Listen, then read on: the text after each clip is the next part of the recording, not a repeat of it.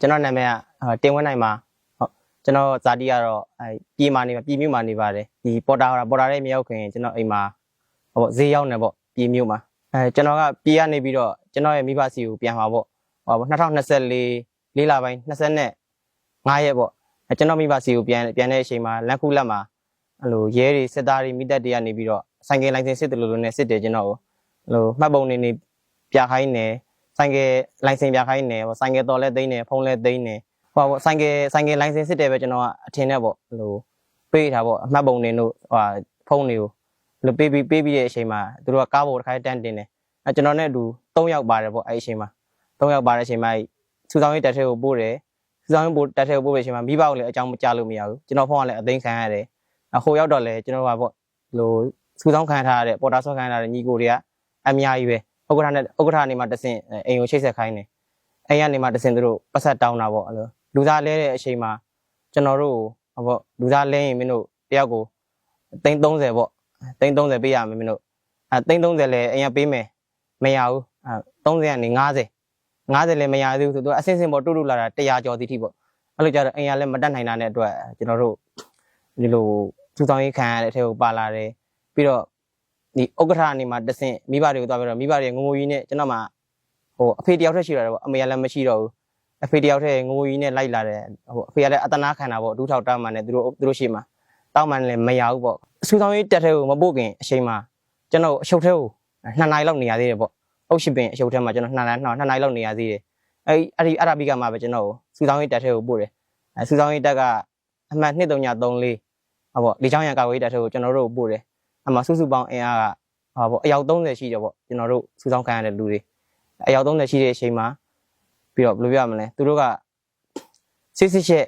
်မင်းတို့ကြားလို့ရှိရင်မင်းတို့အိမ်ပြန်ပို့မယ်ပေါ့ HIV တို့ဘာလို့ရှိရင်အိမ်ပြန်ပို့မယ်ဆိုပြီးတော့လေတချို့ဟိုလိုဘယ်လိုပြောရမလဲမျက်စိမကောင်းတဲ့လူတွေဟိုလိုဦးကြနေတဲ့သူတွေဘောကြီးနေတဲ့သူတွေအဲ့လိုလူတွေကလည်းပါလာတယ်ပေါ့သူတို့လည်းဟိုအပြောနဲ့လက်တွေနဲ့မညီဘူးပေါ့စစ်တပ်ကမင်းတို့စူဆောင်ရေးမှာမင်းတို့ပြေးမယ်ဆိုလို့ရှိရင်မင်းတို့အိမ်ရမိသားစုကိုဒါထောင်နဲ့ထဲမယ်ပေါ့မင်းမိဘရှင်မိဘကိုထောင်နဲ့ထဲမယ်အဲ့လိုပေါ့ဟိုမိဘကိုလည်းစိတ်နဲ့တက်ကိုသားသမီးကိုဆွဲခိုင်းတယ်လို့လည်းစိတ်နဲ့တက်စူဆောင်ရေးတက်ကနေပြီးတော့ကျွန်တော်တို့ပြောင်းတာတင်တန်းချောင်းကိုလာတဲ့အချိန်ကျတော့2024 5လပိုင်း12ရက်နေ့မှာကျွန်တော်တို့ရောက်လာတယ်ပြီးကျွန်တော်တို့လန်ခီးမှာပေါ့တဆင့်နဲ့တဆင့်ပေါ့ဟိုလိုပေါ်တာဆွဲခိုင်းတဲ့လူတွေကိုတက်ပြီးတက်ကျွန်တော်ဝင်စောင့်ပြီးခေါ်ရတယ်ဟိုတောင်ကြီးရဟိုဘုံတမတော်ကွန်ပျူတာနဲ့နေပညာသိပ္ပံသင်တန်းကျောင်းကိုကျွန်တော်တို့73ရက်နေ့14ရက်နေ့ရောက်တယ်ပေါ့14ရက်နေ့ညနေလောက်ရောက်တယ်သင်တန်းကျောင်းမှာကျွန်တော်တို့တွေ့ကြုံရတဲ့အတွေ့အကြုံဆိုလို့ရှိရင်အဓိကသူတို့စစ်ပုံသွင်းနေသူတို့ပြီးတော့အစားအသောက်ကစားပေါ့လုံးဝအစင်မပြေဘူးလက်နဲ့ကြီးလက်နဲ့ငယ်တင်နေလက်ပြေပုံတင်နေပြီးလို့ရှိရင်ဘယ်လိုပြောမလဲဒီမိချောင်းသွားတွေလည်းသွားခိုင်းနေဘယ်လိုအဲ့ဒါမှမလုံနိုင်ဘူးဆိုလို့ရှိရင်သူတို့ကကျွန်တော်တို့အပြစ်ပေးတယ်ပေါ့ရိုက်တယ်နှက်တယ်အဲ့ဒီထဲကမှကျွန်တော်တို့သင်တန်းကျောင်းမှာပါလာတဲ့အထဲကမှအသက်ကြီးတဲ့လူတွေလည်းပါတယ်ပေါ့50ကျော်လည်းပါမယ်40ကျော်လည်းပါမယ်သင်တန်းမှာတော့အသက်ကြီးတဲ့လူတွေကြတော့ဘယ်လိုပြောသူတို့မိသားစုအခက်အခဲကြောင့်မဖြစ်မှတင်နေဟောပေါ့ပတ်ဆက်နဲ့လိုက်တာပေါ့သူတို့ကြတော့တယောက်ကို330 340ရတဲ့လူလည်းရှိတယ်100ကျော်ရတဲ့လူလည်းရှိတယ်အသက်ကြီးရွယ်တွေကအဲအကြောင်းပါလာတာလို့ကျွန်တော်တို့ထင်တယ်ပေါ့အဲ့ဒါမှအတင်းဆွဲခံရလို့ပါလာတဲ့သူကတော့များတယ်ပေါ့တင်တန်းကျောင်းမှာလည်းကျွန်တော်တို့အပတ်စဉ်3ကလူကြီးရ600နဲ့9ယောက်ရှိတဲ့အထက်မှာဒီလိုစုဆောင်းခံရတဲ့သူကအပတ်စဉ်ဟိုလူအယောက်ပေါင်းက900ကျော်လောက်ရှိတယ်ပေါ့ဟိုပတ်ဆက်နဲ့လိုက်တဲ့သူကတော့100အဲ့လောက်ပဲရှိမှာပေါ့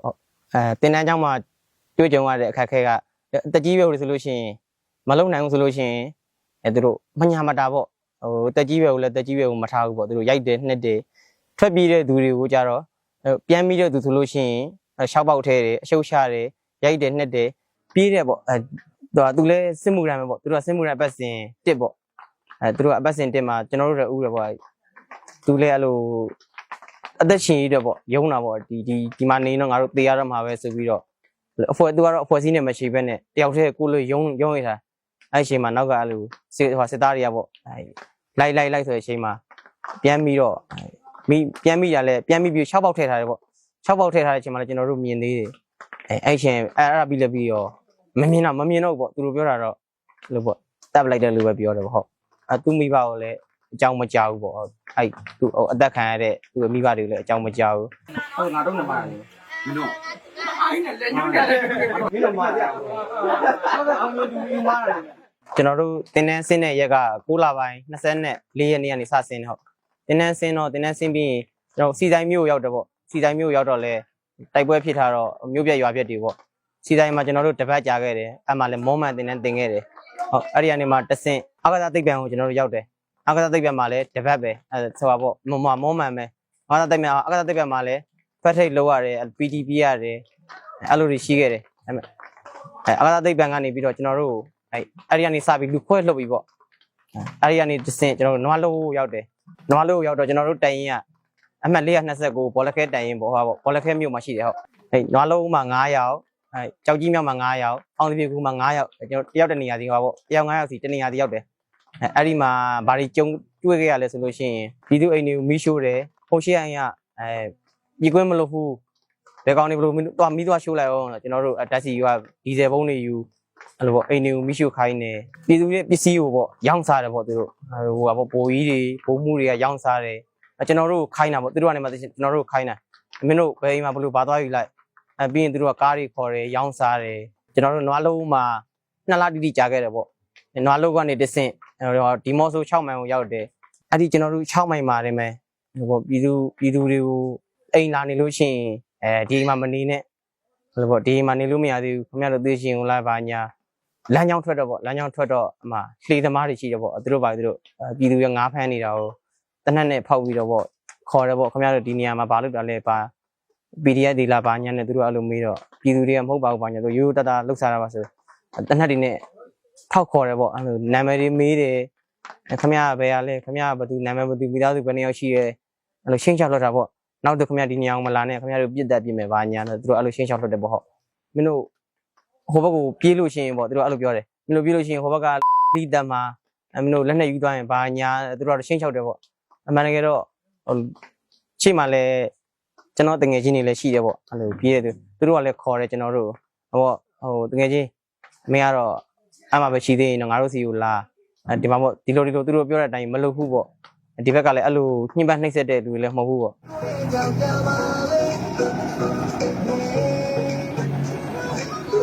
့ကျွန်တော်တို့ဒီပေါ့လွန်မြောက်ဖို့ကြိုးစားရတာဘယ်အချိန်နဲ့ကြိုးစားဆိုလို့ရှိရင်ကျွန်တော်တို့ဒီနွားလုံးကိုဆက်ရောက်တဲ့ကျွန်တော်တို့လွန်မြောက်ဖို့ကြိုးစားတယ်ပေါ့ဟုတ်အဲ့ဒီအချိန်မှာလည်းမလွတ်လပ်ခဲ့ဘူးပေါ့သူတို့ကဒီလိုဘယ်လိုပြောမလဲအပြင်လည်းမထွက်ခိုင်းဘူး6လည်းမသွားခိုင်းဘူးအဲ့လိုကင်းဆောင်ဆိုကင်းဆောင်ပဲညဆိုကင်းဆောင်နေ့ဆိုကင်းဆောင်အဲ့ဒီအချိန်တွေကကျွန်တော်တို့လွတ်မြောက်ဖို့ကြိုးစားခဲ့တယ်အဲ့ဒီနွားလုံးမှာအဲ့လိုပေါ့ထွက်ပြေးဖို့ကြိုးစားတယ်အဲ့ဒီအချိန်တွေကဒီမော့ဆိုလည်းရောက်တယ်ဒီမော့ဆိုရောက်တော့ကျွန်တော်တို့ပိုးပြီးတွေးတယ်တငယ်ချင်းတွေလည်းကွဲသွားတာပေါ့နော်ကျွန်တော်တို့ဟိုတိုင်မင်းထားတဲ့တငယ်ချင်းတွေဟိုတယောက်တနေရာစီကျသွားတယ်ပေါ့အဲ့ဒီအကြောင်းကြောင့်လည်းပါတယ်ပေါ့6မိုင်ကနေတဆင့်မိုင်လုံးရက်ွက်17ထက်ကိုရောက်တယ်ပေါ့17ထက်မှာကျွန်တော်တို့က9ထက်မြောက်မှာနေတယ်ပေါ့အဲကြောင့်မှတငယ်ချင်းတွေတိုင်မင်းနဲ့အတူတူကြတော့ဘောလခဲကိုသွားရတော့မယ်ဟိုဘောလခဲကလည်းခေါ်နေပြီဘောလခဲရောက်ရင်တော့ငါတို့အသက်တွေသေးမှာပဲဆိုပြီးတော့ကျွန်တော်တို့ဒီအဖွဲ့အစည်းကိုမရရအောင်ရှိတ်ကျွန်တော်တို့တော့ဘယ်ထိလာခေါ်ပါကျွန်တော်တို့ကတော့ဘာတွေယူခဲ့မှာပေါ့လက်နက်တွေဘာတွေယူခဲ့မယ်ကျွန်တော်တို့တတ်နိုင်တဲ့လောက်ကျွန်တော်တို့ဘက်ကယူနိုင်တဲ့လောက်ယူခဲ့မယ်ပေါ့ညောင်ယူခဲ့မယ်ကျွန်တော်တို့ဘယ်ထိတော့လာခေါ်ပါဟောအဲ့လိုလာခေါ်ခိုင်းနေပေါ့ဟုတ်12နိုင်မတိုင်ခင်နေကျွန်တော်တိုင်မင်းနေပေါ့ဟိုလိုဒီလိုလုပ်မယ်ဟိုကတော့ဘယ်ထိလာခေါ်တော့မယ်ငါတို့တွေညဘက်ဘယ်ချိန်ဘယ်လိုထွက်မယ်17ထက်ညမ်းပေါ်ကနေခက်ခဲနဲ့ပေါ့ဆင်းလာတယ်ဆင်းလာပြီးတော့ဟိုအကင်းဆောင်တဲ့လူလည်းမသိအောင်ကျွန်တော်တို့ဆင်းလာတယ်ခက်ခဲတယ်ပေါ့ကျွန်တော်ညမ်းပေါ်ဆိုတော့မြင့်တော့ဟိုညမ်းဒီလိုဆင်းဒီညမ်းဒီလိုဆင်းလက်နက်တွေကလည်းတယောက်တစ်ဆင်းပေါ့ပေးရတာပေါ့မရဘယ်နေရာမှာနေငါဘယ်နေရာမှာနေအဲ့လိုမိုင်းနေလဲကျွန်တော်တို့ကြော်ဖြတ်ခဲ့ရတယ်ပေါ့ပြေးတဲ့အချိန်မှာနေကင်းဘက်မှာလူမိုင်းကိုအရင်ရှင်းတယ်မိုင်းတိုင်မိုင်းဆိုတိုင်မိုင်းကိုဖြတ်တယ်ကကြီးနဲ့ဟိုနင်းမိုင်းဆိုလည်းနင်းမိုင်းဖြတ်တယ်စင်းမို့နေအားစားပေါ့ဟိုဒီ17ထက်ကနောက်ကျောက4လွှာလောက်ကစင်းမို့နေအားစားသူဘယ်လိုပေါ့နေရာနေပြင်းများလေးနဲ့ချောရောင်လေးပေါ့သူအဲ့လိုတည်းဆိုသူလုတ်ခဲ့တယ်သူဆိုလဲကျွန်တော်တို့အသက်ကျေးဇူးတခင်ပါပဲသူဆိုလဲကျွန်တော်ညီကိုတွေပဲပြင်းနဲ့အဲ့လိုလှေပါပေါ့ရေးစိတ်ရောက်တယ်ရေးစိတ်ကနေမှတဆင့်အဲ့လိုချောင်းရုံတိုင်းပေါ့ချောင်းရုံတိုင်းသွားတယ်ရှေ့ရောက်တော့အတန်နေကြားတာပေါ့လှေလှေ်တန်လဲကြားတယ်အဲ့သူတို့စကားတန်လဲကြားတယ်ဆိုတော့အချက်ပေးတာပေါ့ဟိုဘက်ကလည်းလေရှင်တန်လေးနဲ့ဟာလို့ဟိုမှာတော့ဖျောင်ကြီးလို့ရောက်ပြီလို့ငါတို့တော့အသက်ဘေးကလွတ်ပြီပေါ့ ဟဲ့အောင်လို့ရောက်ပြီးလို့ငါတို့တက်တော့လွတ်ပြီးလို့ဘာမှဖြစ်တော့နောက်ကဘသူပဲလိုက်မလိုက်လို့ငါတို့ဘာမှမမှုတော့ဘူးလို့လိုက်လေပြန်ပြစ်မယ်ကွာဆိုပြီးတော့အဲ့လိုလှေစီးနဲ့အဲ့ရောက်လာတော့တော်လိုင်းရဲဘော်တွေက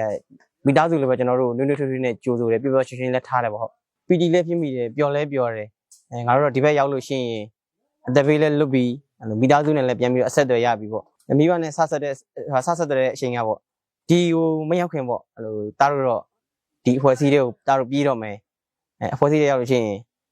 အဖေတို့ပြန်ပြီးဆက်သွယ်မှာပေါ့ဟုတ်2025တလပိုင်း29ရက်နေ့မှာကျွန်တော် Local PDF ထဲကိုရောက်ပါတယ်ရောက်တဲ့အချိန်မှာမိဘကိုကျွန်တော်တို့အဖေကိုလှမ်းပြောတယ်ပေါ့အဖေတားတော့လွတ်မြောက်နေမျိုးရောက်နေပြီစိတ်မပူနဲ့အဲ့ဒီကိုရောက်လို့ရှိရင်တော့ငါသားအဖေစိတ်ချမ်းသာပြီအဖေအရင်တုန်းကဘယ်လိုစစ်တမ်းမှနေတော့မျက်ရည်နဲ့မျက်ခွက်ပေါ့ငါသားလေးပဲရှင်မလို့ဘယ်လိုအသက်ဆုံးရှုံးရမလဲဒီဘက်ရောက်ပြီးလဲပြီးတော့အဖေကတမကွမ်းနဲ့မျက်ရည်တော့ကြားကြတာပေါ့ငါသားလေးဒီလွတ်မြောက်နေမျိုးရောက်ပြီးသူကအဖေကပြောတယ်တားဒီလွတ်မြောက်နေမျိုးရောက်ပြီးအဖေဝမ်းသာတယ်စိတ်လက်စိတ်ချမ်းသာတယ်ပေါ့စိတ်လက်စိတ်ချတယ်ဒီစစ်တပ်ဘက်မှာကျွန်တော်တို့နေကြတော့ပေါ့မင်းတို့ PDF ထဲသွားလို့ရှိရင်မင်းတို့တတ်မှာမင်းတို့အရှင်မထားဘူးလက်နဲ့ပါလို့ရှိရင်လက်နဲ့ယူမင်းတို့အသက်တွေကိုတတ်ပြစ်မယ်ပေါ့သူတို့ပြောတဲ့အပြောနဲ့ဒီဘက်ကနွေးနွေးထွေးထွေးကြိုးဆိုတာနဲ့ဆိုလို့ရှိရင်လုံးဝကွာခြားမှုရှိတယ်ပေါ့ဟုတ်ဒီဘက်မှာကလုံးဝပျော်ရွှင်မှုလည်းရှိတယ်နွေးနွေးထွေးထွေးလည်းရှိတယ်မိသားစုလိုလည်းထားတယ်ဟုတ်ဟိုဒီမှာခိုးလုံးပြီးတော့ငါတို့သွားခြင်းတဲ့နေရာကိုထိုင်းဖြစ်သွားမယ်ပေါ့ထိုင်းဖြစ်သွားပြီးတော့ဒီလိုLocal PDF ကိုထောက်ပံ့မယ်ဆိုတဲ့အတွေးတွေဝင်ခဲ့တယ်ပေါ့ဟုတ်